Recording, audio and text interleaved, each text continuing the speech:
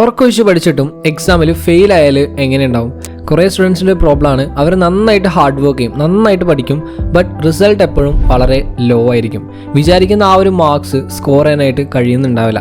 അതവരെ കൂടുതൽ ഡെസ്പാക്കും, ഭയങ്കര സാഡാക്കും. സോ എന്താണ് നിങ്ങൾ ചെയ്യുന്ന മിസ്റ്റേക്ക്? യൂസ് ചെയ്യുന്ന ടെക്നിക്ക് റോങ് ആണോ, അതോ ഇനിയും കൂടുതൽ ടൈം പഠിക്കണോ?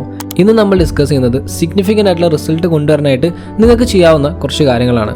Hello friends, it's me your brother and welcome back to another great episode. First നിങ്ങൾ മനസ്സിലാക്കേണ്ട ഒരു കാര്യമുണ്ട്, ഈ ടോപ്പേഴ്സൊക്കെ ഡെയിലി 16 മണിക്കൂറൊക്കെ പഠിക്കുന്നുണ്ട് എന്ന്, അല്ലെങ്കിൽ അങ്ങനെ പഠിച്ചാലേ ടോപ്പർ ആവാൻ പറ്റുള്ളൂ എന്ന്. നിങ്ങൾക്കറിയോ, ഇത്രയും സമയമൊക്കെ പഠിച്ചിട്ടും എക്സാം ഒന്ന് പാസ് ആവാൻ പോലും സാധിക്കാത്തവരുണ്ട്. Yes, UPSC, JEE, NEET etcetera. So കുറേ സമയം ഇരുന്ന് പഠിക്കുക എന്നുള്ളതല്ല നല്ല മാർക്ക് സ്കോർ ചെയ്യാനുള്ള സൊല്യൂഷൻ. നിങ്ങൾ ഡെയിലി ഒരു 4 to 6 hours കൺസിസ്റ്റൻ്റ് ആയിട്ട് പഠിക്കുന്നുണ്ടെങ്കിൽ then it's fine. You just need to study more effectively. Daily നിങ്ങളുടെ സ്റ്റഡി സെഷൻ എൻഡ് ചെയ്യുമ്പോൾ നിങ്ങൾ എത്രത്തോളം സാറ്റിസ്ഫൈഡ് ആണ് എന്ന് സ്വയം ചോദിക്കുക. Could you have done better? Because പലപ്പോഴും സംഭവിക്കാറുള്ളത് എന്താണെന്നറിയോ, എത്ര ടൈം പഠിച്ചു എന്ന് നോക്കും, ബട്ട് ഔട്ട്പുട്ട് എത്രത്തോളം ഉണ്ട് എന്നുള്ളത് നോക്കില്ല. എത്ര ചാപ്റ്റേഴ്സ് ഫിനിഷ് ചെയ്തു, എത്രത്തോളം ക്വസ്റ്റ്യൻസ് സോൾവ് ചെയ്തു.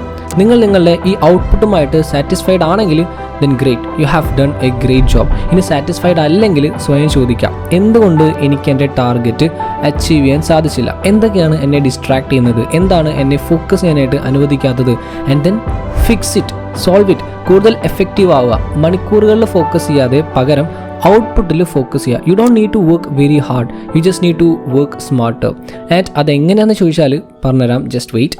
അടുത്തൊരു കാര്യം നോട്ട് ടേക്കിങ്ങിനെ കുറിച്ചാണ്. ചില സ്റ്റുഡൻസ് ഉണ്ട്, അവർ പഠിക്കുന്നതിനേക്കാൾ ഫോക്കസ് ചെയ്യുന്നത് നോട്ട്സ് ഉണ്ടാക്കുന്നതിലാണ്.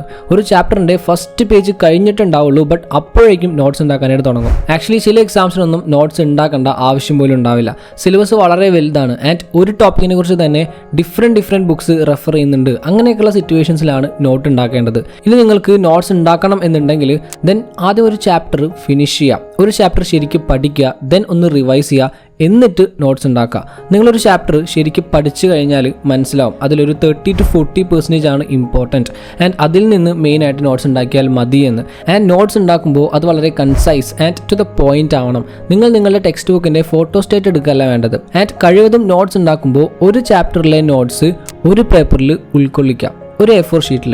അപ്പോൾ 10 ചാപ്റ്റേഴ്സ് ഉണ്ടെങ്കിൽ ദെൻ ടോട്ടൽ 10 പേപ്പേഴ്സ് മതി. അങ്ങനെ വളരെ ഷോർട്ട് ആക്കിയിട്ട് ടു ദ പോയിന്റ് നോട്ട്സ് ഉണ്ടാക്കുക. കുറേ വലിച്ചു വാരി എഴുതേണ്ട കാര്യമില്ല. ഇങ്ങനെ ഷോർട്ട് നോട്ട്സ് ആക്കുമ്പോൾ നിങ്ങൾക്ക് എക്സാമിൻ്റെ ടൈമിൽ പെട്ടെന്ന് റിവൈസ് ചെയ്യാനും ശരിക്കും മനസ്സിലാക്കാനും നിങ്ങളുടേതായിട്ടുള്ള രീതിയിൽ എക്സാമിൽ ആൻസർ ചെയ്യാനും പറ്റും. സോ ഒരു സ്റ്റുഡൻറ്റിനെ സംബന്ധിച്ച് ഈ മൈൻഡ്, ടൈം മാനേജ്മെൻറ്റ് ഇതൊക്കെ ഭയങ്കര ഇമ്പോർട്ടൻ്റ് ആണ് അല്ലേ? സോ അതിനൊക്കെ നിങ്ങളെ ഹെൽപ്പ് ചെയ്യുന്ന കുറച്ച് ബുക്സാണ് the miracles of your mind, master mind, the 80-20 principle etcetera. ഇതിൻ്റെയൊക്കെ ഓഡിയോ ബുക്സ് കുക്കു FM ഞാൻ കേട്ടതാണ്. ഇത് മാത്രമല്ല, ഇതുപോലെ ഒരുപാട് ഓഡിയോ ബുക്സ് ഞാൻ കുക്കു FM കേൾക്കാറുണ്ട്, both fiction and non fiction. Personally എനിക്ക് ഭയങ്കര ഇഷ്ടമുള്ളൊരു ആപ്പാണ് ഈ കുക്കു FM, ബിക്കോസ് നമ്മളുടെ മൂഡ് അനുസരിച്ചുള്ള ഓഡിയോ ബുക്ക് അതിലുണ്ടാവും. 1000-ലധികം ഓഡിയോ ബുക്സ് ഇതിൽ അവൈലബിൾ ആണ്. ആൻഡ് എവറി മന്ത് പുതിയ 20ഓളം ബുക്സ് നമ്മളുടെ ലാംഗ്വേജിൽ അപ്ലോഡ് ആവുന്നുണ്ട്. പിന്നെ ഇവരുടെ അവതരണമൊക്കെ ഭയങ്കര അടിപൊളിയാണ് കേട്ടോ. സോ ഡൗൺലോഡ് ചെയ്ത് കഴിയുമ്പോൾ നിങ്ങൾക്കൊരു 7-day ഫ്രീ ട്രയൽ പീരീഡ് കിട്ടും. ഈ 7 ദിവസം നിങ്ങൾക്ക് കുക്കു FM ഫുൾ ഓഡിയോ ബുക്സും ആക്സസ് ചെയ്യാനായിട്ട് പറ്റും ഫ്രീ ആയിട്ട്. സോ ആദ്യമായിട്ടാണ് കുക്കു FM ഇങ്ങനൊരു ഓഫർ കൊണ്ടുവരുന്നത്. So use it. ആൻഡ് നിങ്ങൾക്ക് എപ്പോൾ വേണമെങ്കിലും സബ്സ്ക്രിപ്ഷൻ ക്യാൻസൽ ചെയ്യാനും പറ്റും. ഇൻട്രസ്റ്റ് ഉള്ളവർ ഡൗൺലോഡ് ചെയ്യുക. ലിങ്ക് ഡിസ്ക്രിപ്ഷനിലും അതേപോലെ പിന്നിട്ട് കമൻറ്റിലും കൊടുക്കുന്നുണ്ട്. മൂന്നാമത്തെ കാര്യം ഡൗട്ട്സ് ആണ്. പഠിക്കുമ്പോൾ നമുക്ക് ഒരുപാട് ഡൗട്ട്സ് വരും, പക്ഷേ മെജോറിറ്റി സ്റ്റുഡൻസും ആ ഡൗട്ട്സ് സോൾവ് ചെയ്യാനായിട്ട് നോക്കില്ല. അതിനെ സിംപ്ലി അങ്ങോട്ട് ഇഗ്നോർ ചെയ്യും. അതേപോലെ പ്രീവിയസ് ഇയർ ക്വസ്റ്റ്യൻ പേപ്പേഴ്സ് ഒക്കെ സോൾവ് ചെയ്യാൻ നോക്കുമ്പോഴും ചില ക്വസ്റ്റ്യൻസ് നമുക്ക് ഭയങ്കര ഡൗട്ട് ആവും. സോ അതങ്ങോട്ട് ഇഗ്നോർ ചെയ്യും. അത് സോൾവ് ചെയ്യാനുള്ള ഒരു അറ്റംപ്റ്റ് നടത്തില്ല. ഇങ്ങനെ ചെയ്താൽ നിങ്ങളുടെ ഇൻഫോർമേഷൻസ് ഇൻകംപ്ലീറ്റ് ആയിരിക്കും ആൻഡ് ബേസിക്സ് ശരിക്കും മനസ്സിലാവില്ല. സോ ഡൗട്ട്സ് സോൾവ് ചെയ്യുക എന്നുള്ളത് വളരെ ഇമ്പോർട്ടൻ്റ് ആണ്. ഡൗട്ട്സ് വരുമ്പോൾ അപ്പം തന്നെ അത് സോൾവ് ചെയ്യാം, അല്ലെങ്കിൽ അതിന് വേണ്ടിയിട്ട് കുറേ സമയം എക്സാമിൻ്റെ ടൈമിൽ വേസ്റ്റ് ആവും. സോ നിങ്ങൾ വളരെ നന്നായിട്ട് പഠിച്ചിട്ടും എക്സാമിന് നല്ല മാർക്ക് സ്കോർ ചെയ്യാൻ കഴിയാത്തതിൻ്റെ ഒരു കാരണം previous year question papers solve ചെയ്യുന്നില്ല എന്നതാകാം. Normally previous year question papers students എങ്ങനെയാണ് യൂസ് ചെയ്യുക? ഒരു ക്വസ്റ്റ്യൻ പേപ്പർ എടുക്കും, അതിലെ ക്വസ്റ്റ്യൻസ് ജസ്റ്റ് ഒന്ന് വായിച്ച് നോക്കും, എന്നിട്ട് അതിലെ ഓരോ ടോപ്പിക്സും നമുക്ക് ഫെമിലിയർ ആണോ എന്ന് നോക്കും. നമ്മൾ പഠിച്ചതാണോ എന്ന് നോക്കും. പഠിച്ചതാണെങ്കിൽ അതങ്ങോട്ട് സ്കിപ്പ് ചെയ്യും. എന്നിട്ട് നെക്സ്റ്റ് ക്വസ്റ്റ്യൻ പേപ്പർ നോക്കും. എന്നിട്ട് അതിലെ ഓരോ ക്വസ്റ്റ്യൻസ് നോക്കും. അതിലേതെങ്കിലും ക്വസ്റ്റ്യൻ നമ്മൾ പഠിക്കാത്തതുണ്ടെങ്കിൽ, നമുക്ക് ഫെമിലിയർ അല്ലാത്ത ഒരു ടോപ്പിക് വരികയാണെങ്കിൽ ദെൻ അതെടുത്ത് പഠിക്കും. ഇങ്ങനെയാണ് മിക്ക സ്റ്റുഡൻസും ചെയ്യാറ്. പക്ഷേ ഇതിനേക്കാൾ എഫക്റ്റീവ് എന്താണെന്ന് അറിയോ? ഒരു ക്വസ്റ്റ്യൻ പേപ്പർ എടുക്കുക, ദെൻ അത് ഫിസിക്കലി സോൾവ് ചെയ്യുക. ഒരു 2 hours ഉള്ള എക്സാം ആണെങ്കിൽ നിങ്ങൾ എങ്ങനെയാണ് എക്സാം ഹാളിൽ എക്സാം എഴുതുന്നത് അതേപോലെ ക്വസ്റ്റ്യൻസ് എഴുതി സോൾവ് ചെയ്യുക. അപ്പോൾ നിങ്ങൾക്ക് മനസ്സിലാവും ശരിക്കും നിങ്ങൾ എത്ര പഠിച്ചു, എത്രത്തോളം റീകോൾ ചെയ്യാനായിട്ട് പഠിച്ചതൊക്കെ ഓർത്തെടുക്കാൻ സാധിക്കുന്നുണ്ട് എന്ന്. ഇല്ലെങ്കിൽ നമ്മൾ ഓരോ ടോപ്പിക്ക് കാണും, ഇത് ഞാൻ നോക്കിയതാണ് എന്നും പറഞ്ഞ് സ്കിപ്പ് ചെയ്യും. എന്നിട്ട് എക്സാം എഴുതുമ്പോൾ അത് നിങ്ങൾക്ക് ശരിക്ക് എഴുതാനായിട്ട് കിട്ടില്ല. സോ ക്വസ്റ്റ്യൻ പേപ്പർ ശരിക്ക് എഴുതി സോൾവ് ചെയ്ത് നോക്കുക. ബ്രെയിൻ നന്നായിട്ട് ചിന്തിക്കാനും ആ കണക്ഷൻസ് ഉണ്ടാക്കാനും ഒക്കെ ഒരവസരം കൊടുക്കാം. അപ്പോൾ നിങ്ങൾക്ക് പഠിച്ചതൊക്കെ ശരിക്ക് ഓർമ്മയിൽ നിൽക്കുക കൂടി ചെയ്യും. നെക്സ്റ്റ് നിങ്ങൾക്ക് ചെയ്യാവുന്നൊരു കാര്യം ഡെയിലി 2 പ്രാവശ്യം പഠിച്ച കാര്യങ്ങൾ റിവൈസ് ചെയ്യുക എന്നതാണ്.